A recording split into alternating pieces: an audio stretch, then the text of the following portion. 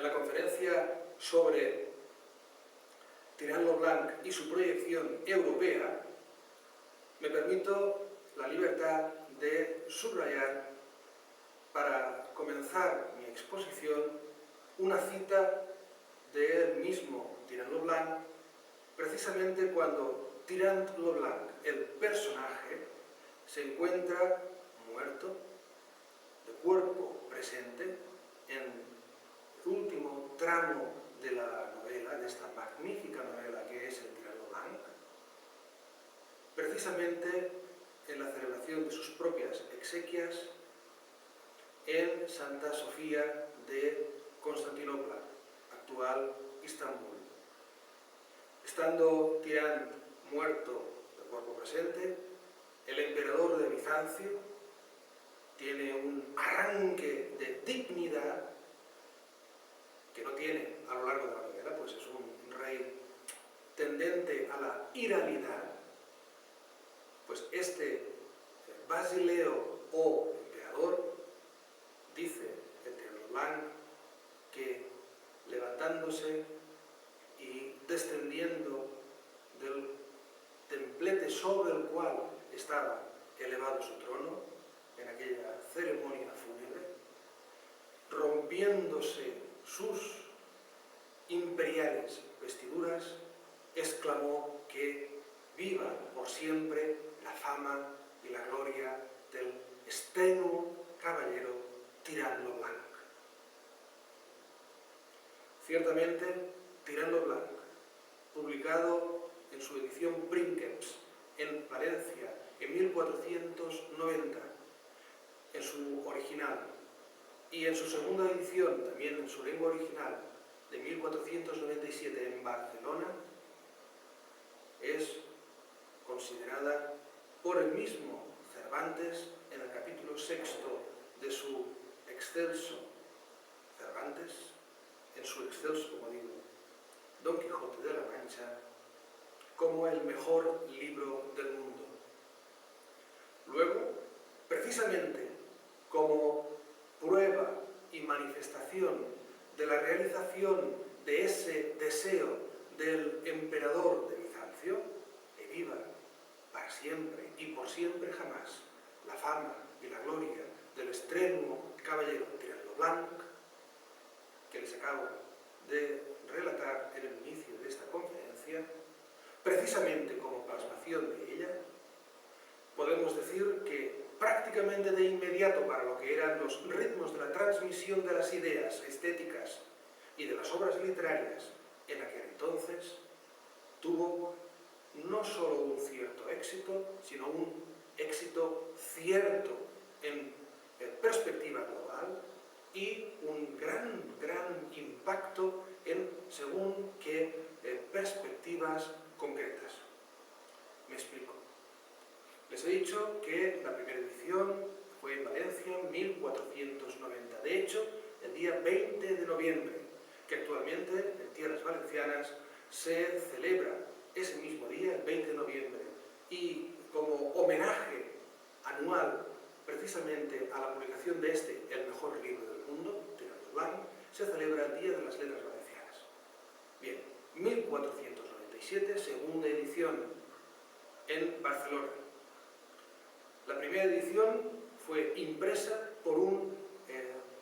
impresor de origen alemán que se había establecido en Valencia, puesto que Valencia era un idóneo mercado para la todavía jovencísima imprenta, tanto como actividad como también como negocio. Fue la primera gran revolución, entre comillas, moderna, equiparable, la invención de la imprenta, nos referimos, equiparable a la puesta en práctica o bien del chip electrónico de los actuales ordenadores o bien de la misma Internet. Democratizó, si así se puede hablar para aquel entonces, la cultura, la hizo más rápida en su transmisión, más influyente en su transmisión, más permeable en su recepción para lo que eran los índices de lectura de aquel momento y lo que eran en aquel momento también las capacidades económicas del pueblo en aquel momento. El impresor de la primera edición, un alemán, Nikolaus Spindler, o como aparece en el pie editorial, en el pie del impresor de la edición de 1490, Nicolau, ya valencianizado, Spindler. La segunda edición, de 1497 en Barcelona, es publicada por también un impresor que no era de origen de la Corona de Aragón, como es Diego de Gumiel, quien en Valencia había visto el gran éxito de lectura que había tenido la primera edición, puesto que prácticamente todos los ejemplares se habían agotado, cuando en 1497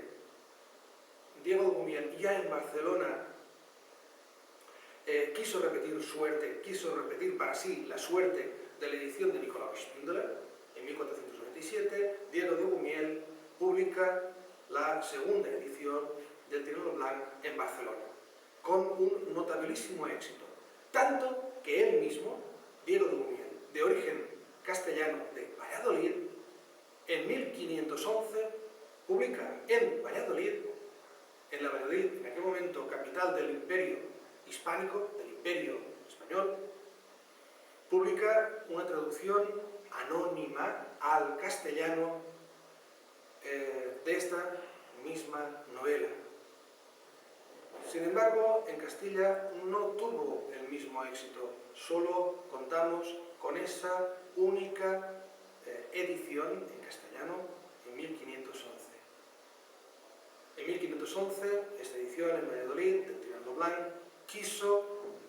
ser pasada por un libro de caballerías que tanto éxito tenían y tendrán a lo largo del siglo XVI en Castilla, los libros de caballerías. Aquellos que volvieron loco a Don Quijote de la Mancha,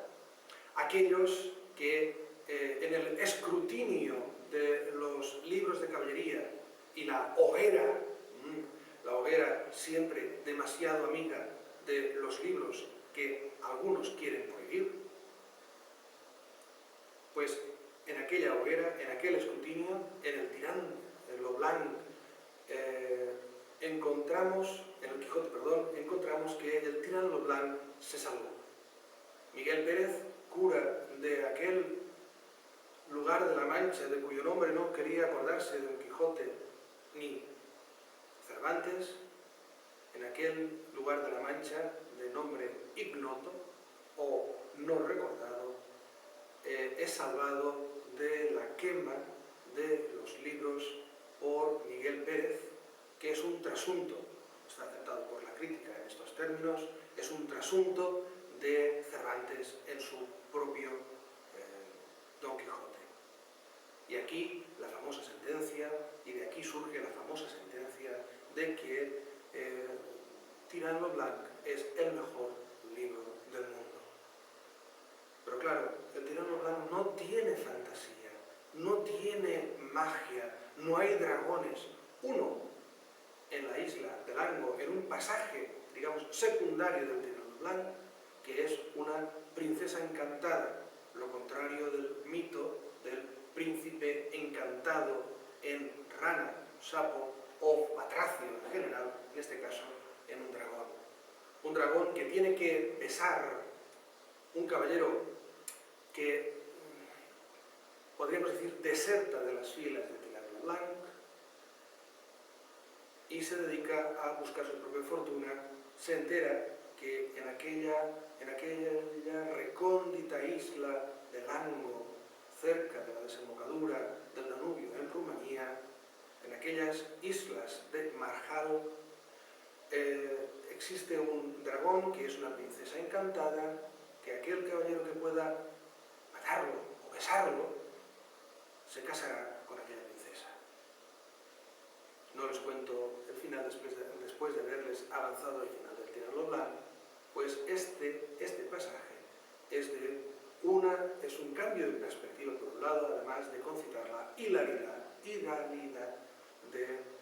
y la contrafacta que es en definitiva el Tirano Blanc, por cuanto reporta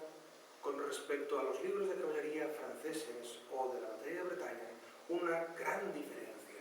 pues no hay magia, no hay sortilegios, no hay brujas en el Tirano Blanc, no hay encantamientos, solo hay realidad y realismo. Tirán no vence porque es ayudado por los ángeles, por la divinidad, por las brujas druídicas o célticas. No, Tirán vence porque es una persona normal que siente, que padece, que se rompe las piernas, que recibe heridas, que cae del caballo, que siente la debilidad del amor, así como también la extrema fortaleza que el amor causa entre los enamorados, siente sus pasiones y sus padeceres, siente los sufrimientos y la gracia del amor. También tiene devaneos y tentaciones de poder, de intriga. Tirano Blanc, en definitiva, es como la vida misma. Quizá por esto el Tirán no tuvo un éxito arrollador, ni tan solo podríamos decir que tuviera éxito en el ámbito castellano a partir de 1511. Solo recibe desde 1511 hasta el siglo XIX en España una sola cita, la de Cervantes. Pero como a finales del siglo XIX dijo Menéndez Pelayo, solo una cita, la de Cervantes, pero una cita vale por todas. Diego de Buñuel publicó la traducción al castellano y esta es la primera traducción que recibe o de la que es objeto el Tirant lo Blanc. Simultáneamente, empero, en Italia nos consta que desde 1500 se estaba realizando la traducción de Tirant lo Blanc a la lengua toscana, según la documentación italiana, para entendernos. Desde mediados del siglo XV, el reino de Nápoles, es decir, el sur, desde la mitad hacia el sur de la caña de la bota de la península itálica, el reino de Nápoles, poblado extenso, pertenecía por derecho de conquista a la Corona de Aragón. Desde 1286 ya pertenecía a la Corona de Aragón, Sicilia y Cerdeña. Y nominalmente en el siglo XV, y también nominalmente en el siglo XIII, también Córcega. Por tanto, Italia como tal, Sicilia, la culta Sicilia, importante como centro cultural durante toda la Edad Media, forma parte de la Corona de Aragón. Desde mediados del siglo XV, de hecho, con un primer intento en 1420, que no consiguió triunfar, la Corona de Aragón conquista y forma parte de la Corona de Aragón el Reino de Nápoles. A finales del XV, cuando se publica en 1490 el Tirano Blanc en Valencia y en 1497 en Barcelona, muy posiblemente los flujos constantes que desde la península ibérica de la Corona de Aragón, península ibérica, hacia las posesiones de la Corona de Aragón en Italia, Sicilia, Cerdeña y especialmente Nápoles, el riquísimo y cultísimo reino de Nápoles, muy seguramente, de hecho nos consta que el Tirano Blanc debió viajar, la novela, hasta allá. ¿Por qué? Porque en de 1500 data una carta de Isabel la d'Este, marquesa de Ferrara, cuñada de Lucrecia Borgia, en aquel momento Lucrecia Borgia, marquesa de Ferrara, y Isabel d'Este, marquesa de Mantua. Isabel d'Este pide a el Cabanilla, el señor Cabanilla, la familia Cabanilla era una de las familias que acompañaron al rey Alfonso V el Magnánimo en su conquista de Nápoles, y es una familia que se estableció allá, es una realidad de origen valenciano que tiene una rama todavía viva en Nápoles, le pide un libro del Tirant lo Blanc para que ella pueda darlo a traducir a sus cortesanos áulicos, a sus intelectuales. La corte de Mantua, igual que la de Ferrara, son dos luces, dos faros en el renacimiento más importante de Italia, del norte de Italia especialmente, para que ella, Isabel d'Este, pueda darlo a traducir. Sabemos que se encomendó esa traducción que tanto interesaba a Isabel d'Este, de quien hay un dibujo realizado por Leonardo da Vinci, que es un estudio para un muy deseado por Isabel d'Este retrato que el sabio da Vinci debía haberle pintado, pero que no finalizó, o al menos no consta como finalizado. Lo encomendó la traducción a Lelio Manfredi, que había traducido también del catalán al italiano el clásico del siglo de oro español, Cárcel de Amor, Carcere d'Amore. De hecho, Lelio Manfredi tenía a gala, a honra y honor personal como creador, como autor, el hecho de ser poeta, pero especialmente de ser el traductor de la Carcere d'Amore, de la Cárcel de Amor, y del Tirante il Bianco. Sabemos que así era, puesto que nos han llegado composiciones de aquel momento en que se refieren otros autores a Lelio Manfredi como autor de tales traducciones. Es decir, la importancia es de las pocas veces que un traductor aparece homologado a autor, y la honra del traductor a la honra del autor. No es extraño que eso pase, puesto que esto es uno de los grandes síntomas, de los claros síntomas de renacimiento, por un lado, y por otro, no deja de ser sintomático que eso suceda, precisamente esa apreciación, ese valor añadido al traductor y a la actividad del traductor, suceda precisamente en los ámbitos de las cortes de Ferrara y de Mantua, que tanto frecuentó, especialmente en la de Ferrara, con Lucrezia Borgia, Pietro Bembo, el gran humanista italiano, que entre otras cosas, y además de su relación amorosa epistolar, platónica, pensemos que solo platónica, lo dejamos así en interrogante, con Lucrezia Borgia, Pietro Bembo, además, había argumentado, reflexionado mucho sobre el quehacer de la traducción, sobre el menester del traductor y cómo es de menester la actividad del traductor, al mismo tiempo que cómo son de desgracias del traductor las gracias de los autores, y al mismo tiempo cómo es desgracia del traductor el hecho de que resuelva desgracias del autor. Es decir, aquello que hace especial una obra, sus gracias, son precisamente desde el punto de vista del traductor las desgracias que el traductor debe superar. Pero al mismo tiempo, los errores que puede cometer un autor pueden ser también las desgracias del mismo traductor, porque siempre cualquier error del autor se le achacará al traductor. O si alguno de los errores o alguna de las desgracias del autor son resueltas y agraciadas por el traductor, nunca serán consideradas como mérito del traductor, sino más bien siempre como mérito del autor.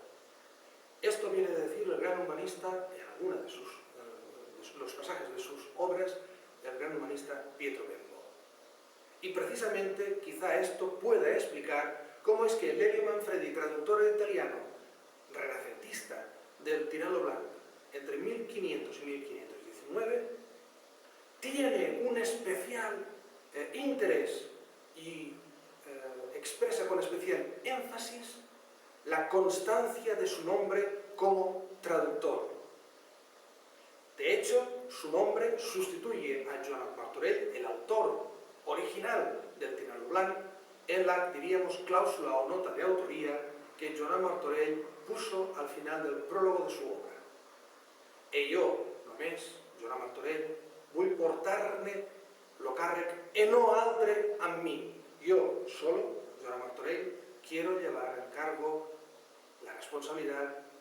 de la autoría de esta obra y nadie más conmigo.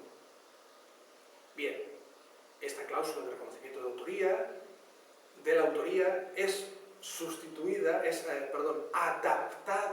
adoptada al mismo tiempo por el traductor Lelio Manfredi, quien dice que él, yo, Lelio Manfredi, è nessun altro con me y nadie más conmigo debe llevar el cargo, la responsabilidad de la autoría de esta obra. De hecho, es una traducción que es reconocida como traducción, pero no por el propio traductor, quien se la asigna como si fuera una obra propia. Gran trabajo es el que realiza siempre un traductor, más cuando traduce una verdadera catedral de la literatura universal como es el Tirant lo Blanc. Tirant el Bianco, con tanta extensión textual y al mismo tiempo con tantas dificultades. Por tanto, tenemos 1500 traducido el Tirant lo Blanc al castellano en Valladolid con muy poco éxito, pero entre 1500 y 1519 Lelio Manfredi tradujo al italiano en el ámbito de Ferrara y de Mantua al italiano las grandes cortes Ferrara y Mantua, el Tirant lo Blanc, Tirante il Bianco. En 1519 consta ya como fallecido Lelio Manfredi, pero su traducción, su obra, no se publicó hasta 1538. Después de ser ripolido, con nueva lima ripolido su obra, puesto que en esos 38 años, desde 1500 hasta 1538, había evolucionado la lengua y hacía falta revisar algunos términos, puesto que esta cláusula de cum nuova lima ripolito es como figura en la primera edición del Tirante il Bianco, fechada en 1538 y dada en Venecia, que formaba parte, estaba en el ámbito en aquel momento, en el ámbito cercano cultural y de influencia de Mantua, en 1538, y a expensas de Giovanni Torrigiano d'Asola, un gran impresor, en algunos momentos socio de Aldo Manuzio. Francesco Torrigiano d'Asola era también senador del Senado Véneto y pidió la cooperación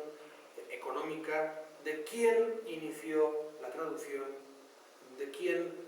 empezó a interesarse por la traducción, que era el marquesado, en aquel momento ya ducado de Mantua, Federico de Gonzaga.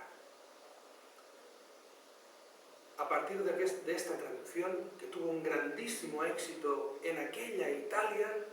con 3 ediciones, 1538, 1566, 1611, el Tirant lo Blanc experimenta un gran impacto. Tener éxito en aquella Italia tan exquisita y tan influyente culturalmente, políticamente también, a donde todos los intereses de la Europa de aquel momento convergían, es la Italia donde se jugaban bazas muy importantes en la política europea del momento. Era la Italia del Renacimiento más excelso, digo, e insisto en ello, de donde provenían una renovaciones constantes de ideas estéticas, científicas, artísticas, arquitectónicas. Tener éxito en aquella Italia era sinónimo de tener éxito en el mundo que entonces importaba. Como dicen en inglés, donde las cosas sucedían. A partir de aquí, sabemos que influye en Shakespeare, puesto que una copia de 1538 fue comprada por la compañía del Teatro de Globe. De hecho, se conserva en el albarán de compra. Desgraciadamente, no se ha conservado o no se ha descubierto todavía ese ejemplar de la edición veneciana que viajó hasta Londres, pero sabemos que llegó. Y en una de las comedias de Shakespeare, del gran Shakespeare, curiosamente Shakespeare y Cervantes son coetáneos, y así como el tirante aparece en El Quijote, también aparece en la obra su influencia aparece en la obra de Shakespeare. Es una curiosa coincidencia, una sintomática coincidencia.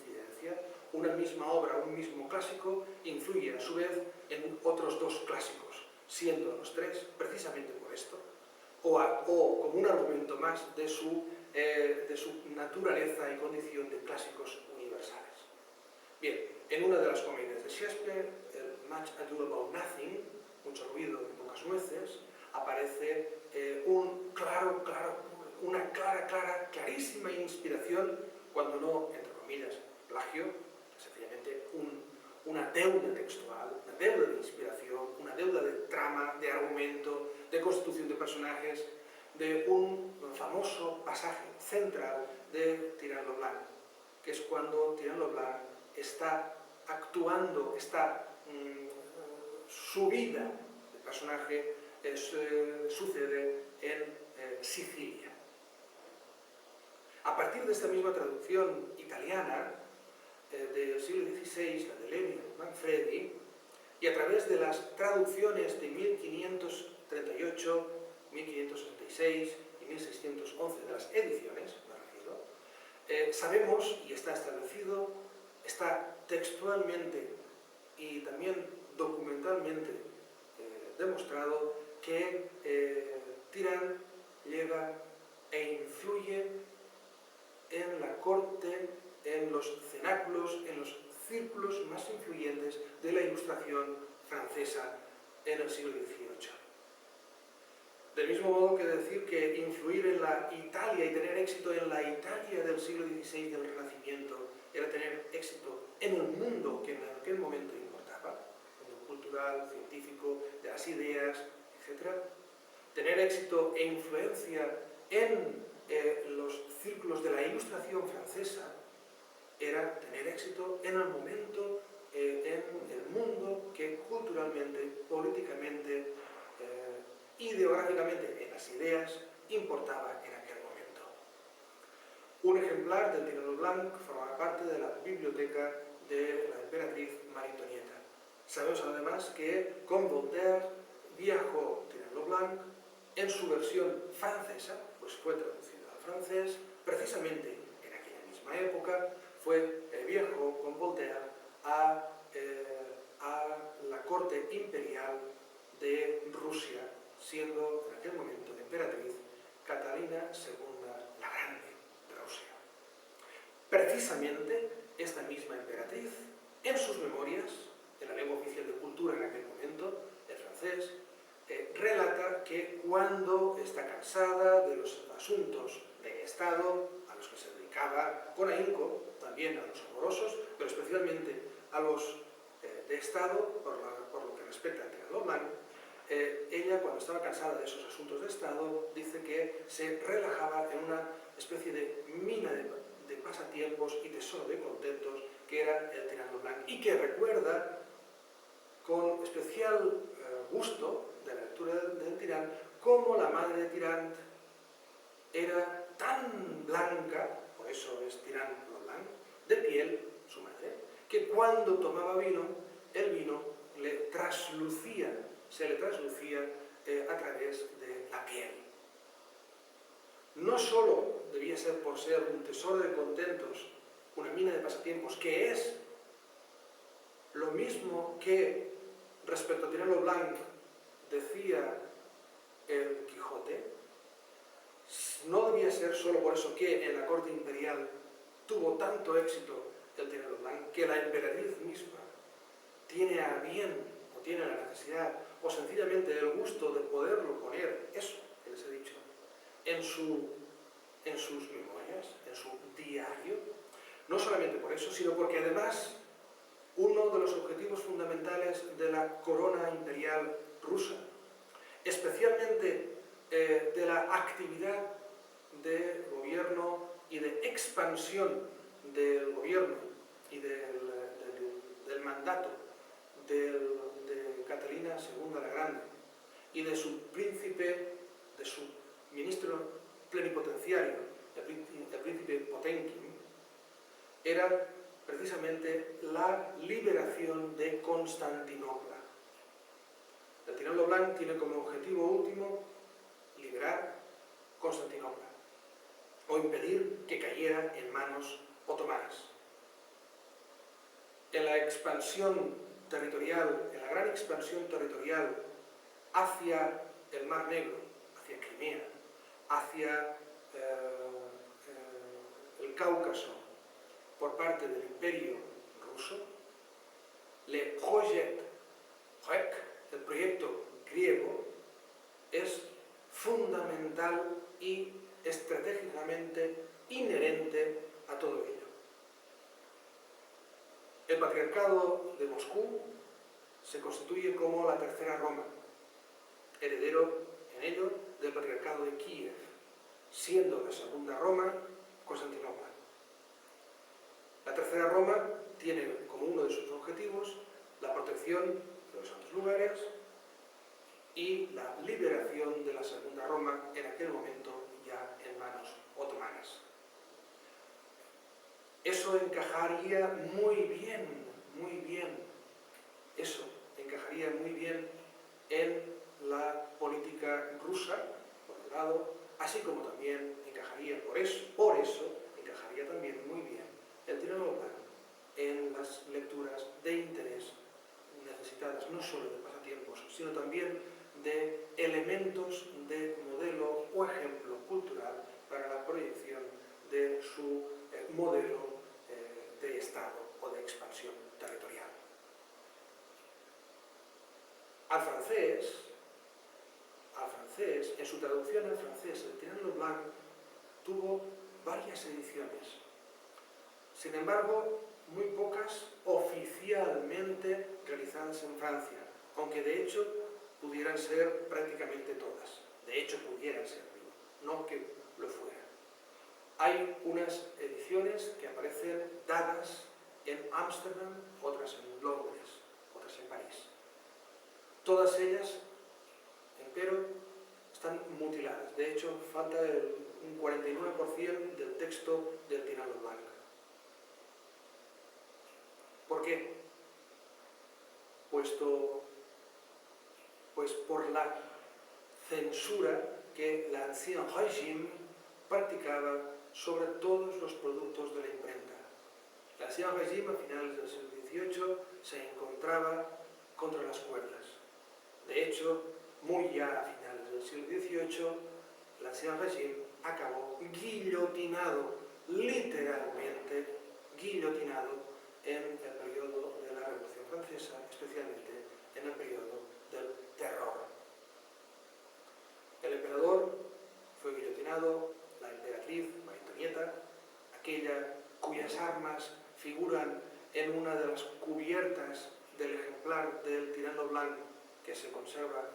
del Tirano Blanc en francés que se conserva en la Biblioteca Nacional de París. Murió guillotinada también, así como grandes cantidades de personas. El periodo revolucionario francés fue también una exposición y una perversión de las ideas que condujeron a un periodo de terror. Precisamente por las traducciones Tirant lo Blanc pasó de la corona de Aragón a la corona de Castilla, a Italia, al imperio de las ideas. De ahí a autores tan extensos como Cervantes, como Shakespeare, como de la mano de Rousseau al imperio ruso, y de ahí a influir, incluso influir, insistimos, en política de Estado. La proyección de Tirant lo Blanc en Europa en el siglo XVI, en el XVII, en el XVIII, fue sencillamente símbolo, síntoma y prueba de su grandísima calidad estética, de su grandísima calidad de contenido, así como también de su grandísima calidad como producto del canon cultural occidental. Ahora podrán tener acceso a estas argumentaciones, así como a mucha más información sobre Tirant lo Blanc, sobre su proyección europea, sobre sus fuentes, sobre otros aspectos que completarán esta exposición que les hemos ofrecido en el web que dentro del Instituto Superior de Investigación Cooperativa IVITRA, Instituto Virtual Internacional de Traducción, tenemos dedicado precisamente a la biblioteca, al establecimiento de la Biblioteca Multilingüe del Mediterráneo, concretamente en el portal dedicado a Tirant lo Blanc. Espero que sea de su interés. Muchísimas gracias.